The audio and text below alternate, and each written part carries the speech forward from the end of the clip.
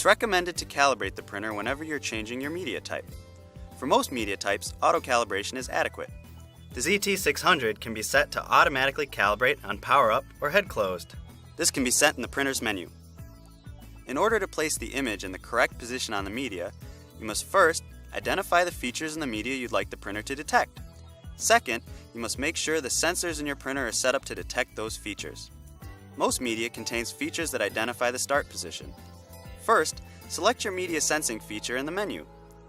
If your media has a gap, also referred to as a web, or has holes or notches, select Gap Notch in the menu. If your media has a black mark on the underside of the media, select Mark in the menu. If your media is a continuous roll with no start position features, select Continuous in the menu. Please note that the label length on continuous media is controlled by the file you're printing. Second, set the sensor type in the menu. For black mark media, set the sensor type to reflective. For all other types of media, set the sensor to transmissive. Now, load the media and ribbon. Make sure the media and ribbon are fully inserted. If you have any media handling operations, such as a peel, liner take-up, cutter, or rewind, please calibrate in those print modes.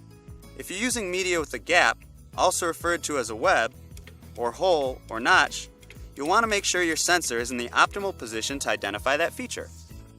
Move the sensor to a location where the light passes through the notch or hole. Try to avoid locating the sensor under the hole or notch radius. If your media is not a simple rectangle, such as a circular shape, locate the sensor over the leading part of the label. If you're using media with print on the underside, try to locate the sensor away from that print so the sensor does not get a false reading. After you have the sensor properly located, close the print head and press the pause button to continue. The printer is now calibrating. When the calibration is complete, the label should stop in the correct location. You can check that your calibration was successful by pressing the feed button and ensuring your media feeds to the correct location. If you're having difficulty calibrating your printer consistently, it's recommended you perform a manual calibration. If you're using special or custom media and having issues calibrating, please make sure it meets the media specification. If this video is helpful and you'd like to see more videos, please like this video.